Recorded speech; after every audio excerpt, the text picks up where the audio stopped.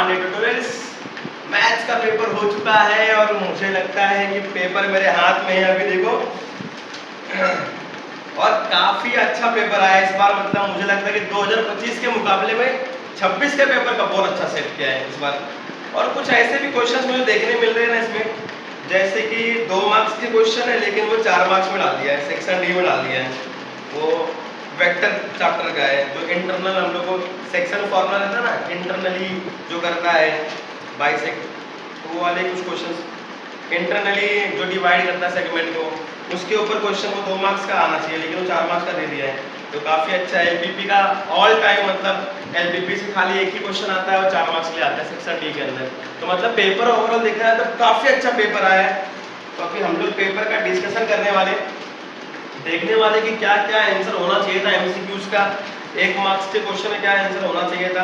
तो फटाफट से रिव्यू करेंगे हम लोग, देखते हैं आप लोगों ने कैसा पेपर लिखा हुआ है। मुझे लगता है कि बहुत ही इजी है, बहुत सारे बच्चों का पेपर काफ़ी अच्छा गया है, काफ़ी इजी गया रहेगा। तो काफ़ी अच्छा लग रहा है इस बार क्या पेपर बहुत इजी आया था। तो कांग्रेचुलेशन उन बच्चों को जिन्होंने बहुत अच्छा पेपर लिखा हुआ है। और जिन्होंने अगर नहीं भी लिख पाया तो टेंशन मत लो बेटा, क्योंकि पिक्चर अभी बाकी है ना। अगर हम लोग हमेशा बात करते हैं उन बच्चों का जो लोग पेपर अच्छा लिखते हैं, पर जो जिनका पेपर बेकार जाता है हम उसके बारे में कभी बात ही नहीं करते। पर टेंशन लेने की जरूरत नहीं बेटा, आपको मौका आगे भी है, आप आगे भी एग्जाम देके 1-2 महीने के बाद शायद एग्जाम रहता है आपका, तो आप वापस एग्जाम दे सकते हो। जिसका पेपर अच्छा आता है तो उसकी पिक्चर की कहानी बोलते हैं ना, कोई पिक्चर है तो अगर एंडिंग अच्छी हो तो हैप्पी एंडिंग बोलते हैं। तो जिसका पेपर अच्छा रहे उसका हैप्पी एंडिंग है, लेकिन जिसका पेपर थोड़ा खराब रहेगा वो एक ही डायलॉग मारेगा कि पिक्चर अभी बाकी है मेरे दोस्त।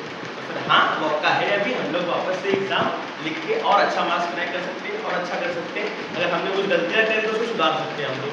तो चलो फटाफट से हम लोग रिव्यू कर लेते हैं पेपर के ऊपर क्या क्या दिया हुआ। देखो ये है पेपर, सीट नंबर नहीं दिखाऊंगा यार, तो बोले किसका आप लेके आ गए। हटाओ इसको।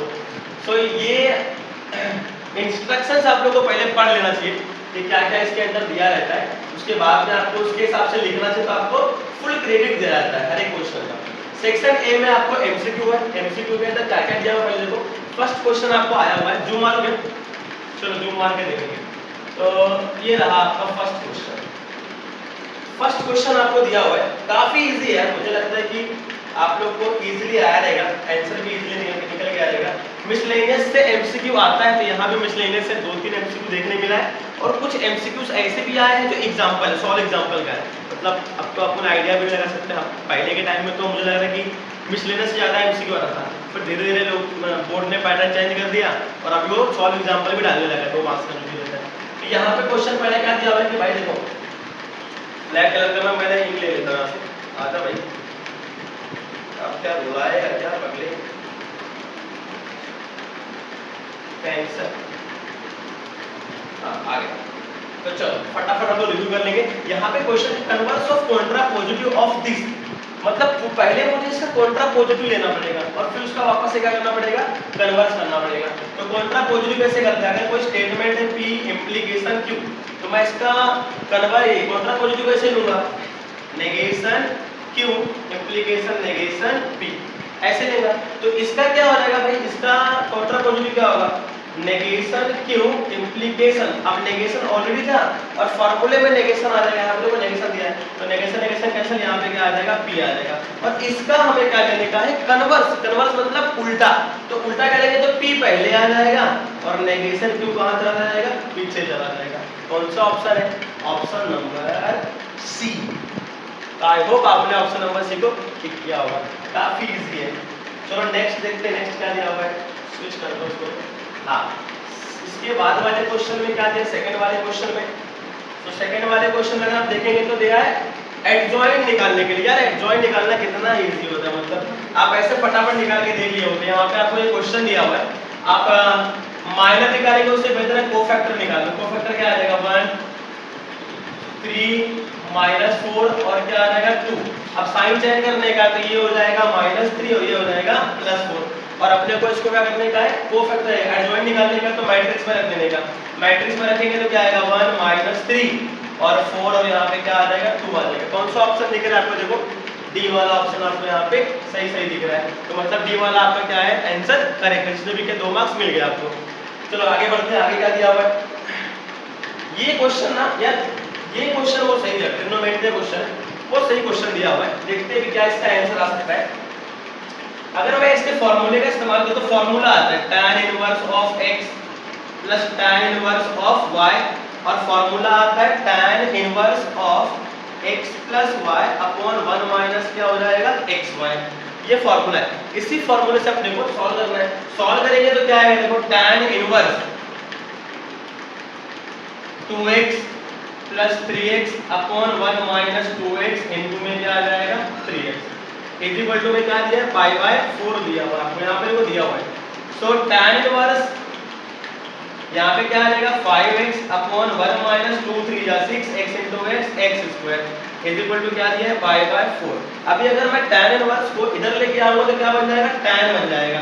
तो क्या आएगा देखो 5x upon 1 minus 6x square is equal to tan pi by 4। tan pi by 4 का मतलब क्या होता है 45 डिग्री, tan 45 कितना होता है 1, तो यहाँ पे हमने पुट कर दिया।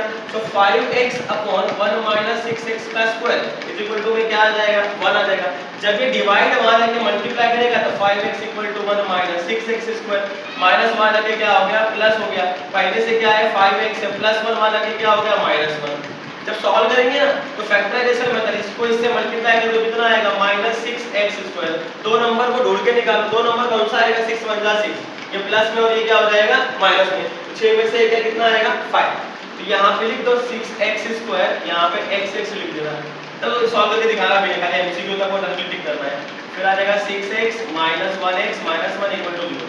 दोनों में कॉमन क्या है 6x, यहाँ पे क्या आएगा x प्लस 1, दोनों में से माइनस 1 कॉमन निकालो x प्लस 1 हो जाएगा।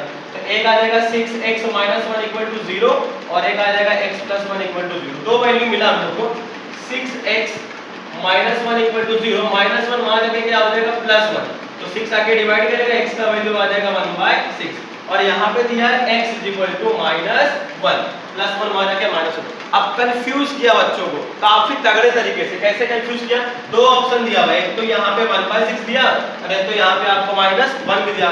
अब जिसने आंसर निकाला भी रहेगा बेचारे ने, वो कंफ्यूज रहेगा, भाई हमारे तो दो आंसर आ रहे हैं, अब इसमें से कौन सा आंसर आएगा वो भी सिलेक्ट करना पड़ेगा। तो आपको x का वैल्यू वापस से यहाँ पे पुट करना पड़ेगा, और जब पुट करेंगे तो सॉल्व करने के बाद में आपका आंसर आना चाहिए पाई बाय 4, वो आंसर क्या रहेगा करेक्ट रहेगा।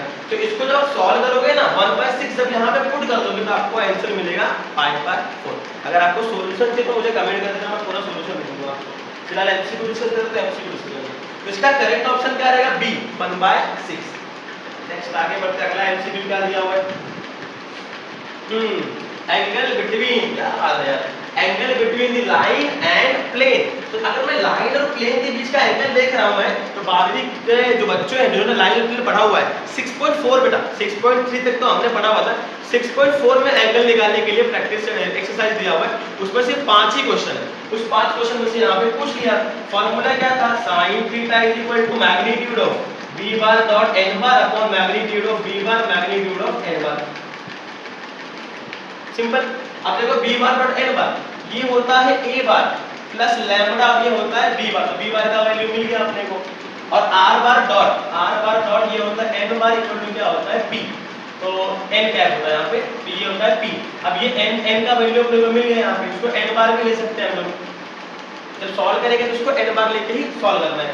तो n बार का वैल्यू मिल गया है, तो b बार डॉट n करूंगा अगर मैं, b बार डॉट n बार करूंगा अगर मैं, तो क्या मिलेगा मुझे, देखो 1 2 जा 2 डायरेक्टली कर रहा हूं, 1 into -1 -1 और 1 into 1 कितना हो जाएगा +1, प्लस माइनस क्या हो गया कैंसिल, तो डॉट का वैल्यू कितना आ गया 2 आ गया। और मैग्नीट्यूड निकालेंगे तो भाई 1 का स्क्वायर 1 1 का स्क्वायर 1 1 का स्क्वायर 1, तो प्लस करेंगे कितना आ जाएगा 3, मतलब उसका वैल्यू आ जाएगा √3 मैग्नीट्यूड ऑफ b बार का।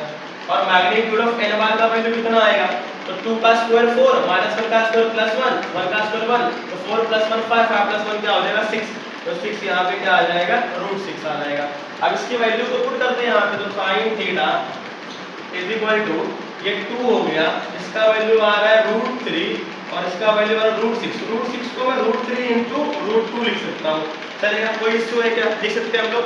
अब ये √2 का आंसर यहाँ पे क्या आ जाएगा √2 आ जाएगा, और √3 को √3 से मल्टीप्लाई करेंगे तो क्या आ जाएगा 3 आ जाएगा, ऊपर आ गया √2 नीचे आ गया 3। अब देखो थीटा निकाला, theta is equal to sin यहाँ पे क्या बन जाएगा इनवर्स, तो √2 अपॉन क्या आ जाएगा 3। ऐसा कुछ ऑप्शन आपको दिख रहा है क्या, चेक करो, √2 अपॉन ये देखो ये पहला ही ऑप्शन है यार, हम जो ढूंढते बैठ रहे हैं ये वाला ऑप्शन क्या है यहाँ पे करेक्ट है। तो कितना इजी मतलब दिया हुआ है, आराम से कर सकते हैं सॉल्व। छोटा सा ही फॉर्मूला है, ज्यादा रट्टा मारने की भी जरूरत नहीं थी। जिन्होंने अच्छे से पढ़ाई की देखिए वो आराम से इसको सॉल्व करके आए रहेंगे। नेक्स्ट एमसीक्यू क्या है यहाँ पे, ये एमसीक्यू की अगर मैं बात करूं तो भाई ये एमसीक्यू इसके पिछले साल पूछा ही था, और उसके पिछले साल में देखेंगे तो मतलब डेरिवेटिव में अगर मिसलेनियस में जाएंगे तो ही एमसीक्यू है, एक तो लॉग के टर्म में और एक तो ये सेक वाला, ये बहुत बार पूछा। और मैं जब बच्चों को प्रीलिमिनरी एग्जाम रहता है या फिर जब भी ये रहेगा टर्म रहेगा तो उन सब में मैं ये वाला एमसीक्यू हमेशा डालता हूँ, या तो ये वाला रहेगा या तो दूसरा वाला डेरिवेटिव वाला रहेगा। दो ही एमसीक्यू है जो मैं हमेशा अल्टरनेटिवली डालते रहता हूँ। तो बच्चों का फायदा हुआ है, मतलब सारे बच्चों ने, कुछ बच्चों ने आके मुझे बोला भी है कि सर ये वाला एमसीक्यू आपने पेपर में डाला हुआ था, वही एमसीक्यू यहाँ पे आ भी गया था, तो हमारा 2 मार्क्स फिक्स हो गया था वहाँ पे। तो काफी अच्छा है मतलब देखा जाए तो इसका आंसर कैसे निकालेंगे हम लोग, वैसे तो इसका डेरिवेटिव चाहिए, तो कैसे करेंगे देखो यहाँ पे सेक के बारे में दिया हुआ है, dy by dx निकालना है at x equal to 1, तो पहले डेरिवेटिव लेना होगा। अगर y का डेरिवेटिव करेंगे तो क्या आ जाएगा dy by dx, और सेक है और ये क्या है x है, तो सेक का डेरिवेटिव क्या होता है सेक x, सेक tan inverse x into tan, और ये अंदर क्या आ जाएगा tan इनवर्स x। तो काफी हद तक हमने निकाल दिया है। अगर tan इनवर्स और tan कैंसिल हो गया तो वहां पे सिर्फ क्या बचेगा x बचेगा, x का वैल्यू क्या है 1 है। अब मैं x के जगह पे क्या पुट करूंगा 1 पुट करूंगा at x equal to 1, तो यहाँ पे आ जाएगा sec tan इनवर्स यहाँ पे 1 आ गया इनटू x का वैल्यू क्या हो जाएगा 1 हो जाएगा। अब आगे क्या करेंगे देखो, तो tan में 1 कब आता है भाई, tan में 1 आता है tan 45, मतलब tan इनवर्स अंदर आ जाएगा tan 45, तो tan पाई बाय 4 हो गया, इनवर्स tan कैंसिल, यहाँ पे क्या आ गया sec पाई बाय 4। अभी देखो cos 45 क्या होता है, sec इनवर्स tan बराबर किया क्या, sec 45 कितना आता है, sec 45 आता है cos 45 होता है अपना 1/√2, तो sec 45 कितना हो जाएगा √2 हो जाएगा। तो इसका तो अपने को डी वाला आंसर मिल रहा है।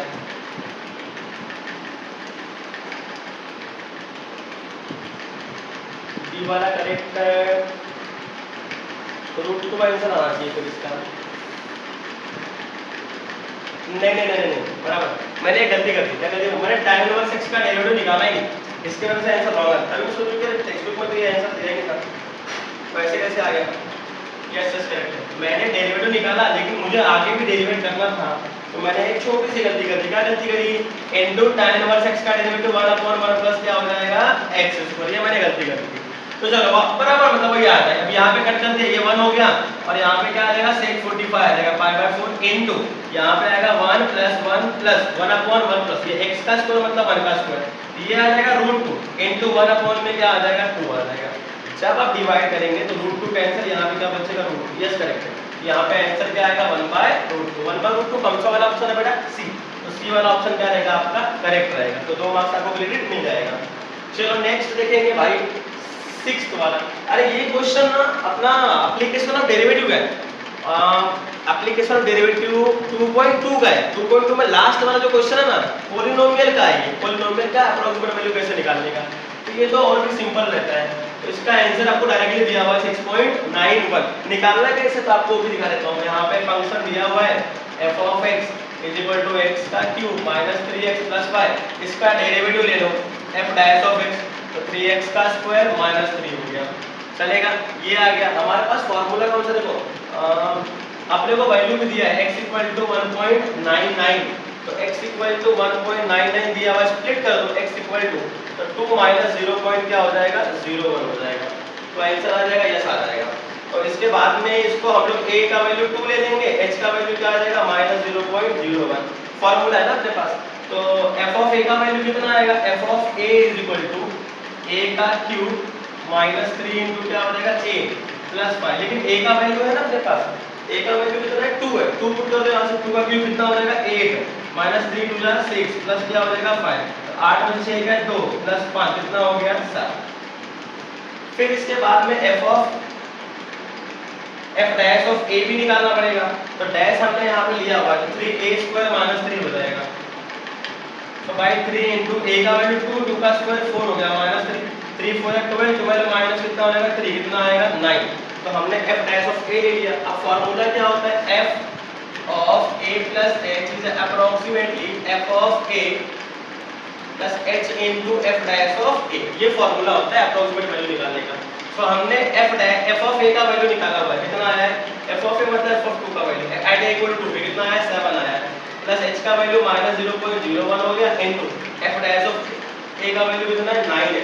अच्छा इसको 9 से मल्टीप्लाई कर लेते तो कितना आएगा 0.01 इनटू 9, बाद में माइनस लगा दूंगा मैं, प्लस इनटू माइनस माइनस कर दूंगा ऐसे 7 माइनस मल्टीप्लाई 9 1 जा 9 9 0 0 9 0 0 तो क्या पॉइंट 0.09 हो गया। अब 7 में से 0.09 को माइनस करो, तो 7 में से जब माइनस करेंगे ना 0.09 माइनस करेंगे 10 में से 9 में कितना आएगा 1, यहाँ पे कितना बचा 9 9 लगाना 0 कितना हो जाएगा 9 हो जाएगा। यहाँ इसने एक दे दिया था ना इसको, तो कितना बचेगा यहाँ पे 6 बचेगा। तो ये ऑप्शन नंबर बी क्या हो जाएगा करेक्ट। इस तरीके से अपने को सॉल्व करना होता है, बट अच्छा है कि महाराष्ट्र बोर्ड आपको सॉल्व करने नहीं बोलता है, आप डायरेक्टली यहाँ पे ऑप्शन लिखो बी और 6.91 लिख के आओ, आपको पूरा फुल क्रेडिट मिल जाएगा। नेक्स्ट हाँ, ये 7th वाला एमसीक्यू देखो, ये एमसीक्यू डेफिनाइट इंटीग्रेशन का है। ये एमसीक्यू किसका है, डेफिनाइट इंटीग्रेशन का, जिसको आपको सॉल्व करना पड़ता है। डेफिनाइट इंटीग्रेशन में कुछ बच्चों को मैंने टिक करवाया भी था कि ये एमसीक्यू आ सकता है, तो इसका एमसीक्यू का आंसर क्या है सी है। क्योंकि कितने मार्क्स के लिए आएगा 2 मार्क्स के लिए आएगा। वीडियो का लेंथ बढ़ रहा है तो मैं सॉल्व नहीं करूंगा, ठीक है। नेक्स्ट आगे बढ़ते हैं। सॉल्यूशन तो बोल देता है फटाक से निकाल दो, कोई दिक्कत नहीं है। और ये जो क्वेश्चन है ये प्रोबेबिलिटी में एग्जांपल का क्वेश्चन है। जैसे मैंने पेपर देखा ना तुरंत मैं पहचाना करे यार तो एग्जांपल का क्वेश्चन है, और बच्चे लोग सॉल्व कर गए हैं तो बराबर से इसका आंसर उनको आता ही रहेगा। तो इसका जो आंसर है एक्चुअली में कितना आएगा 2/9 आएगा। ये एग्जांपल है, एक तो सेम वैसा ही क्वेश्चन इन्होंने छाप दिया और उसका आंसर भी एग्जांपल में निकाला हुआ है 2/9। तो जो लोग एग्जांपल थोड़ा बहुत प्रोबेबिलिटी का देख के गए रहेंगे वो फटाक से टिक करके आ जाएंगे 2/9, तो फुल मार्क्स आपको यहाँ पे मिल जाता है 2/9। नेक्स्ट क्या दिया है भाई, आंसर इन वन सेंटेंस। ओहो क्या बात है यार, answer in one sentence dual करना है। ड्यूअल कितना इजी होता है, ये देखो p और का आपने एंड लिया और यहाँ पे q हो गया, फिर और का आपने एंड लिया r, इक्विवेलेंस p और का एंड q और का क्या हो जाएगा एंड, यहाँ पे हो गया r, हो गया 1 मार्क्स आपको फिक्स। इतना करने के लिए 1 मार्क्स देता है मार्क्स का गवर्नमेंट आपको, और क्या चाहिए।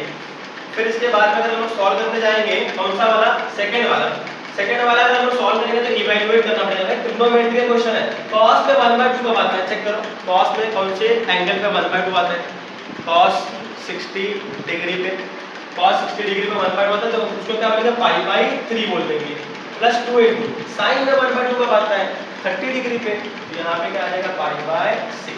अब सिंपल है 2 1 जाए 2 2 3 जा 6। अगर डिनोमिनेटर सेम है तो क्या करने का, नीचे लिखने का 3 पाई प्लस पाई कितना हो जाएगा 2 पाई, तो 2 पाई/3 क्या हो जाएगा इसका एग्जैक्ट आंसर, करेक्ट आंसर। आगे बढ़ेंगे भैया, अगला क्वेश्चन क्या दिया भाई 1 मार्क्स के लिए, तो इसका आंसर क्या होना चाहिए ln ऑफ 1 + x² प्लस में क्या आ जाएगा c। कैसे, अरे भाई सब्स्टिट्यूशन मेथड, नीचे का डेरिवेटिव ऊपर दिख रहा है ना तो डायरेक्ट आंसर लिखने का, हो गया खत्म 1 मार्क्स। यहाँ लिखना डिग्री, जिसका ऑर्डर ज्यादा उसका पावर डिग्री, तो किसका ऑर्डर ज्यादा है 1 2 3 लाइन, मतलब इसका ऑर्डर ज्यादा है, उसका पावर कितना है 2 है, मतलब डिग्री कितना होगा 2। तो ऐसे करके अगर आपने इतना अच्छा करेक्ट किया रहेगा तो 20 मार्क्स आपके फिक्स। तो जिसको पास होना है उसके लिए 20 मार्क्स बहुत मायने रखता है, इसने अच्छे से अटेम्प्ट किया रहेगा 20 मार्क्स मिल गए। इंटरनल में अगर मिनिमम 18 भी मिला रहेगा आपको तो आराम से आपको मिल जाता है, कोई दिक्कत नहीं है। और थोड़ा सा रिव्यू देखो तो बी में क्या दिया हुआ है, attempt in construct the switching circuit, कितना सिंपल क्वेश्चन है स्विचिंग सर्किट के लिए, मतलब बच्चे जिन्होंने प्रैक्टिस बाद में एट द एंड भी किया रहेगा ना वो आराम से इसको लिख के आएंगे। ये यहाँ पे आपको कोसाइन रूल लगाने का है, आपको आंसर मिल जाएगा, एकदम इजी दिया हुआ, मतलब सेक्शन भी बहुत इजी। जनरल सॉल्यूशन कितना प्रैक्टिस करवाया बच्चों को, एकदम आसान क्वेश्चन दिया हुआ है।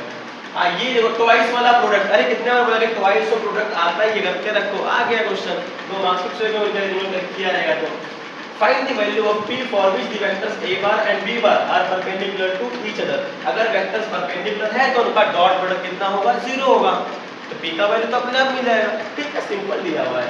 Find the vector equation of line passing through the point, अरे भैया passing through the point, 2 point से पास हो रहा है और वेक्टर इक्वेशन निकालने का है, तो क्या आ जाएगा b bar minus a bar, formula r bar equal to a bar plus lambda, यहां आ जाएगा b बार माइनस ए बार, खत्म।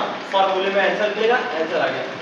dy बाई dx निकाल, इससे इजी क्वेश्चन और क्या हो सकता है डेरिवेटिव निकालने के लिए, इससे इजी क्वेश्चन और क्या हो सकता है। फिर इसके बाद में अगर आपको ये क्वेश्चन नहीं जम रहा है, देखो डबल डेरिवेटिव, इससे आसान कुछ नहीं है। डबल डेरिवेटिव निकालने में भाई फटाक से आंसर आता है। देखो एक बार जब मैंने डेरिवेट किया तो मुझे क्या मिलेगा, एक 3x का स्क्वायर प्लस 2 से 1 जाए 14x माइनस 2, और फिर जब वापस से मैं डेरिवेट करूंगा d2y बाय dx का स्क्वायर तो 2 3 जा 6, यहाँ पे x प्लस क्या आ जाएगा 14।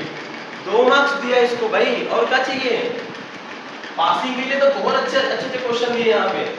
Test whether function is increasing और डिक्रीजिंग, अरे यार इंक्रीजिंग कब होगा जब इसका डेरिवेटिव क्या होगा 0, इंक्रीजिंग हो ना 0 है, 0 से क्या होगा ज्यादा होगा। स्ट्रिक्टली बोलेगा तो इक्वल टू नहीं आएगा, और डिक्रीजिंग बोला मतलब इसका डेरिवेटिव क्या होगा 0 है, 0 से कम होगा। चेक कर लो डेरिवेटिव 0 से ज्यादा आ रहा है कि कम आ रहा है, अपने आप मालूम पड़ जाएगा। हाँ ये क्वेश्चन मैं बोल सकता हूँ कि स्टोन वाला क्वेश्चन थोड़ा सा आपको डिफिकल्ट जाएगा, आपने अटेम्प्ट नहीं भी किया रहेगा तो भी चलेगा, कोई दिक्कत नहीं है। बाकी ऑप्शन में क्वेश्चन ये देखो इंटीग्रेशन करना है, हर ऐसी चीजों का कोई इंटीग्रेशन देना है क्या, sin square x plus cos square x plus यहाँ पे sin 2x का formula 2 sin x into cos x, ये देखो ना a square plus b square plus 2ab, a plus b का होल स्क्वायर हो गया, sin x plus cos x का whole square, square root cancel. अब इसका इंटीग्रेशन लेना है sin x plus cos x का। क्या यार ऐसा क्वेश्चन तो कोई भी कर देगा 2 मार्क्स के लिए। sin x का इंटीग्रेशन कर दो और cos x का इंटीग्रेशन, आपका आंसर आ गया। 2 मार्क्स के लिए क्वेश्चन है। 3.1 का इंटीग्रेशन का ये देखो 2 मार्क्स के लिए आया था, इसका क्या है, क्या वैल्यू रहेगा। अगर e ऑफ x का फार्मूला देखने जाएंगे तो क्या होता है n * t होता है। फाइंड करना है वेरिएंस ऑफ x, तो वेरिएंस ऑफ x का भी फार्मूला है n p और q, मल्टीप्लाई कर तो आंसर आ गया। ऐसे चीजें दी है आपको, मतलब बहुत ही इजी यार, मैं तो मानता हूँ कि इस बार बहुत इजी क्वेश्चन पेपर आया हुआ है, सबने भर भर के लिखा होगा और अच्छा स्कोर, मतलब स्कोरिंग आया था। जैसे आपका फिजिक्स पता ना, इंग्लिश में आपको सोपी ने परेशान किया हुआ रहेगा, पता है मुझे।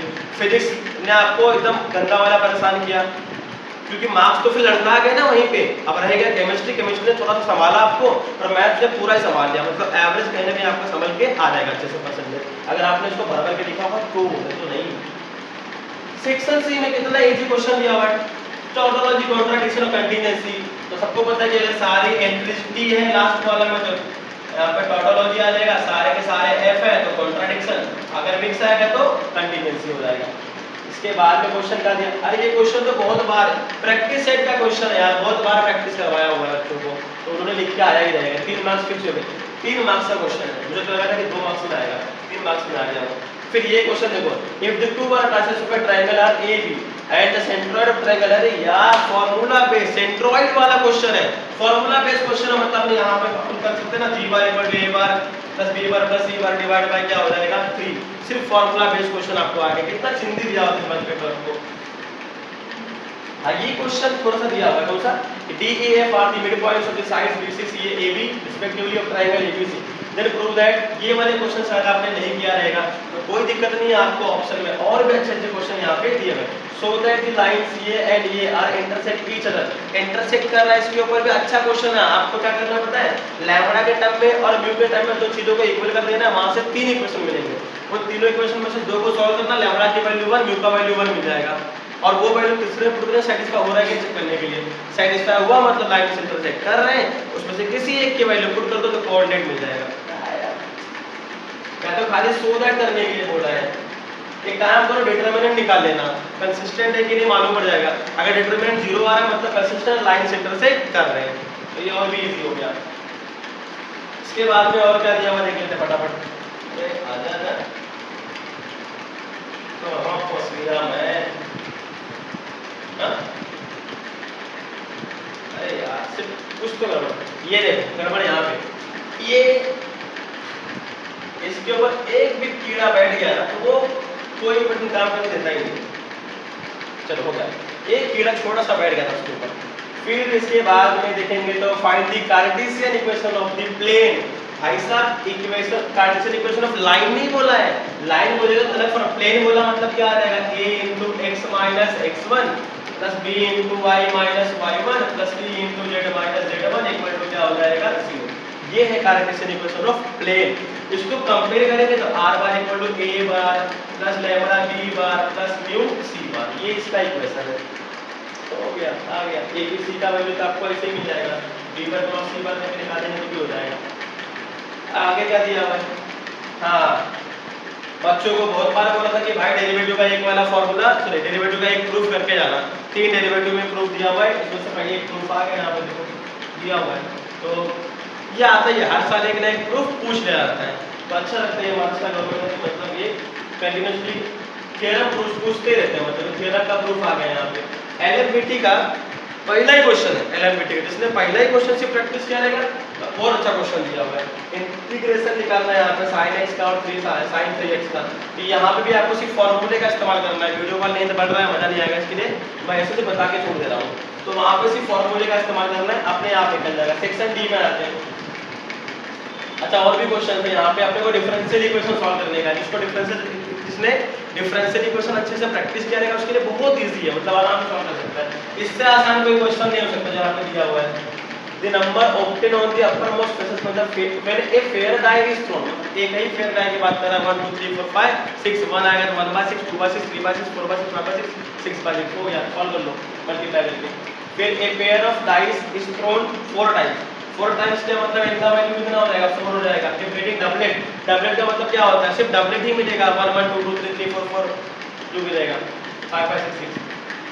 फिर सेक्शन डी में आ जाओ। सेक्शन डी में, अरे यार ये एग्जांपल वाला क्वेश्चन है, मैंने बोला हुआ था कि ये तो तो प्रैक्टिस सेट में 3/3 का दिया हुआ है, दोनों में से एक आएगा 4 मार्क्स के लिए, आ गया इस बार। बहुत बार बोला गया था बच्चों को मैंने, और आ गया क्वेश्चन, मतलब 4 मार्क्स फिक्स हो गए उनके। फिर यहाँ पे ये हाँ ये थ्योरम है, ये थ्योरम ये किसमें है पता है, होमोजेनियस फ्लो, ये पेयर ऑफ स्ट्रेट लाइन का है, और ये भी बहुत आसान तरीके से प्रूफ किया हुआ है, तो ये भी चीजें अच्छे से आ गई हैं। ये क्वेश्चन मेरे अभी भी समझ में नहीं आया भाई कि ये क्वेश्चन तो 2 मार्क्स का बनना चाहिए, यहाँ पे कितने मार्क्स का दिया, 4 मार्क्स का दिया है। तो अच्छा है ना, बच्चों के लिए अच्छा है, 4 मार्क्स क्रेडिट मिलर का चाहिए 2 मार्क्स के क्वेश्चन में, और बहुत ही सिंपल तरीके से सॉल्व करना होता है। अगर डायग्राम ड्रॉ करेंगे तो कैसे ड्रॉ करेंगे, ऐसे ड्रॉ कर दो, यहाँ पे ए नाम ले लो, यहाँ पे आर ऑफ आर बार कर दो, यहाँ पे ए ऑफ ए बार, यहाँ से लाइन ले दो आर बार, ये ए बार, ये बी बार, ये हो गया ओ, यहाँ पे आ जाएगा बी ऑफ बी बार, बस ये हो गया एम और ये हो गया एन, हो गया डायग्राम कंप्लीट। तो ऐसे करके प्रूफ करना है आपको यहाँ पे। एलपीटी का तो भाई हर साल में बच्चों को ये बोलते हैं, या तो मैक्सिमाइज आएगा या तो मिनिमाइज, तो इस साल कौन सा क्वेश्चन दिया आपको, मिनिमाइज वाला क्वेश्चन दिया हुआ, तो बहुत ही सिंपल है इस बार। फिर आगे बढ़ते हैं, पार्शियल फ्रैक्शन, इंटीग्रेशन का 3.4 वाला, ये पार्शियल फ्रैक्शन वाला इंडेफिनिट इंटीग्रेशन का, तो काफी अच्छा क्वेश्चन है, इसको भी सॉल्व कर सकते हैं हम लोग इजीली, कोई दिक्कत नहीं है। फिर हाँ, प्रॉपर्टी तो पूछता ही है, last year property 7th property पूछा था, उसके पहले भी 7th वाला ही प्रॉपर्टी पूछा था। जब प्रॉपर्टी 7th वाला पूछा था तब उसमें क्वेश्चन नहीं दिया था, इस बार आपको 6th वाला या 5th वाला शायद प्रॉपर्टी है डेफिनेट इंटीग्रेशन का, उसमें से उसके ऊपर क्वेश्चन भी दिया हुआ है। अब sin स्क्वायर x का आपको यहाँ पे पहले फॉर्मूले से वैल्यू निकालना पड़ेगा, तब जाके इंटीग्रेशन निकालना पड़ेगा, या अगर आप सब्स्टिट्यूशन करेंगे तो ये वैल्यूज भी क्या हो जाएगी, चेंज हो जाएगी। ठीक है, जिस तरीके से भी आप करना चाहते हो कर सकते हो। 33 क्वेश्चन में दिया है कि find the area enclosed between circle, अरे यार सर्कल के बारे में दिया, एंड द लाइन, सर्कल और लाइन के बीच का x तो लाइन में सबसे इंपॉर्टेंट, मतलब ये है आपको एप्लीकेशन ऑफ इंटीग्रेशन का, तो एक ही क्वेश्चन दिया है और सॉल्व करने के लिए बोला हुआ है। सॉल्व द डिफरेंशियल इक्वेशन, इससे अच्छा और कोई इक्वेशन नहीं मिली इसको सॉल्व करने के लिए। ये कौन सा पता है क्या, ये वाला आपको आ जाएगा इसमें 6.3 या 4 का शायद है, ये एक बार देख लेना आप अच्छे से। ठीक है, तो हो गया कंप्लीट। तो आई होप आपने पेपर को अच्छे से लिखा होगा, all the best for the good marks.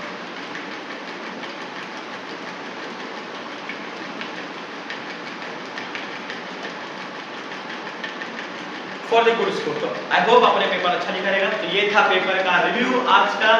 Thank you so much for watching my video. आगे जो भी आएगा वीडियोस आपके एजुकेशन से रिलेटेड हर एक वीडियोस के ऊपर मिलते रहेगा। Thank you so much. और आपको अगर चैनल को सपोर्ट करेंगे तो काफी अच्छा रहेगा। Thank you so much, bye bye.